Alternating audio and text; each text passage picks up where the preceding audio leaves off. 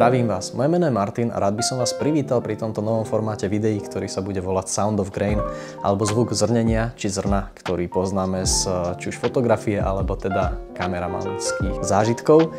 Je to výraz, ktorý sa dnes už využíva hlavne pre označenie tzv. Digitálneho zrna, ktoré vidíte na obraze, keď napríklad kamerka, ktorá má malý senzor, alebo ktorá je taká menšia, sa snaží chytiť niečo v málo osvetlených priestoroch. Tento výraz ale není digitálny, on pochádza ešte voľakedy, keď sa fotografovalo a natáčalo na fyzický film a tento film v sebe niesol fyzicky naozaj kúsky takých malých zrniečok, ktoré boli svetlocitlivé a podľa toho, koľko ste ich tam mali, tak ste mali vlastnosti toho filmu. V tomto kanáli vám budem rozprávať teda o mojej ceste popri fotografovaní 35 mm filmu. Postupne by som sa chcel dostať aj ku iným filmom. Rád by som začal fotiť neskôr aj stredoformát, to je ten taký väčší. Ale na začiatok, keďže mám 35 mm fotoaparát a fotenie samo o sebe je šialene drahé v dnešnej dobe, tak budem sa venovať hlavne tomuto a uvidíme, kde nás táto cesta privedie.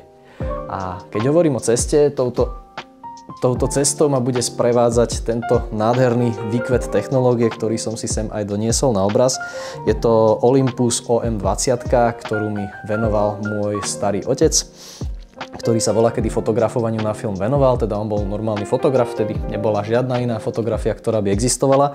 A dnes už teda samozrejme fotí na digitál a tento fotoaparát mu doma iba stál, ale keďže je to taký poloprofesionálny až profesionálny fotoaparát, ktorý voľakedy kúpil za strašne nehorázne peniaze, hovoril, že tuším to stálo nejako ako jeho byt, alebo blízko toľko, koľko zaplatil za byt. Voľakedy byty boli lacné a foťáky drahé, vidíte to.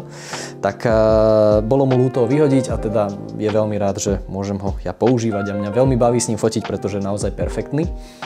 A tým by som chcel dať aj taký tip možno na okraj, pokiaľ by niekto z vás sa chcel venovať filmovej fotografii a chcel by si to vyskúšať, tak skúste predtým, ako prebrúzgate bazári a predtým, ako si kúpite nejaké fotoaparáty na internete, tak sa spýtajte rodičov alebo starých rodičov, či niekedy nefotili na film, lebo keď fotili, tak je veľká šanca, že ten foťák nevyhodili, pretože to je taká vec, že to je škoda vyhodiť a pravdepodobne niekde doma ešte sedí na povale alebo v pivnici a taký je teda trošku dobre uskladnený, tak stále sa určite dá použiť.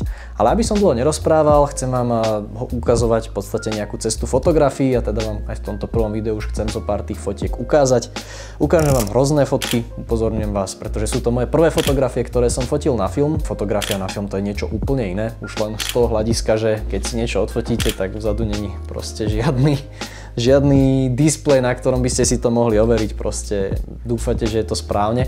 A keď som robil ten prvý film, ktorý som fotil, ktorý mi vyšiel, tak som ešte vôbec nevedel, ako správne tie fotky exponovať a čo s nimi robí svetlo, čo s nimi robí pohyb a tieto veci. Takže vyzerajú takto, ako vyzerajú. Ináč ešte by som dal upozornenie, že je to prvý film, ktorý mi vyšiel, nie je to prvý film, ktorý som fotil, pretože samozrejme prvý, ktorý som fotil, tak vôbec nič z neho nevyšlo. Na tom druhom filme je zo pár pekných fotiek, vrátane tejto, ktorá dá sa povedať, že je asi najlepšia z celého filmu, ale tiež akože to nebol zámer. Vôbec som nechcel tú fotku takto odfotiť, ono to skôr tak nejako vyšlo a myslím si, že je to celkom zaujímavé a možno raz sa mi podarí to docieliť aj na schvál, ale bola to taká nejaká veselá náhoda. Takže toľko ku prvému dielu, toto je prvých mojich zopár zlých fotografií, ktoré som fotil ešte keď som začínal a nebojte sa, neskôr tie fotografie už boli lepšie a postupne sa učím stále lepšie, aby aspoň keď mi príde ten film, tak nech mi neprídu neexponované fotky, ale nech sú tam naozaj nech je tam niečo vidieť a ja už rozmýšľam, čo to vlastne fotím.